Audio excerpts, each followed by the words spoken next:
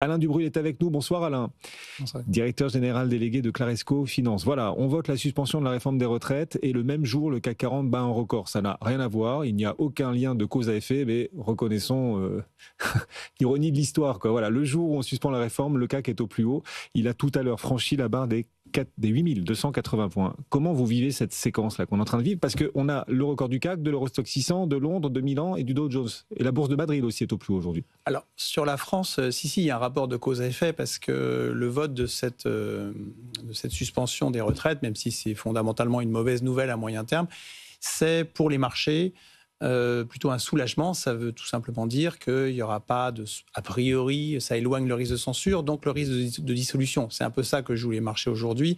Et apparemment, le ministre des Finances a aussi dit qu'il avait bon espoir que l'ensemble de la loi de finances et de la loi sur les CSA soit également voté par le Parlement, en tout cas qu'il n'y ait pas d'opposition. Et cette perspective, en fait, a fait chuter le spread Watt et Bund, qui a tout de suite perdu 2-3 points, c'est-à-dire l'écart entre le 10 ans allemand et le 10 ans français. Donc ça veut dire que, en fait, aujourd'hui, les marchés, ce qu'ils veulent, c'est pas de censure, pas de dissolution.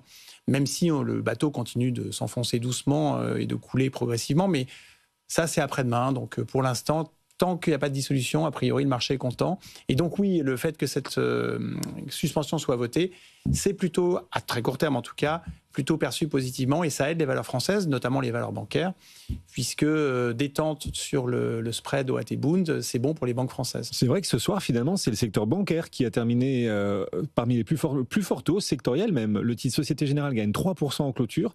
Ça a accéléré dans la dernière ligne droite. BNP Paribas, juste derrière Société Générale, signe la deuxième plus forte hausse du CAC en clôture. BNP Paribas gagne 2,6%. On y croit encore à ce secteur bancaire pour la suite Cette réaction-là, elle est logique. Oui. Maintenant, sur les banques en général, on en a pas mal parlé cette année, mais c'est un secteur qui, ça fait 3 ou 4 ans que les banques, chaque année, surperforment assez fortement.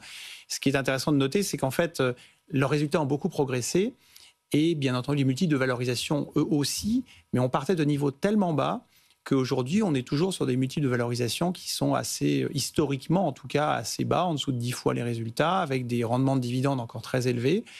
Et en fait, aujourd'hui, maintenant que les banques ont bien reconstitué leurs fonds propres et que le coût du risque est sous contrôle, eh bien, elles peuvent verser des dividendes, faire des rachats d'actions. Donc aujourd'hui, je dirais, sauf récession, les banques sont toujours relativement peu chères. Donc on peut se permettre d'en avoir.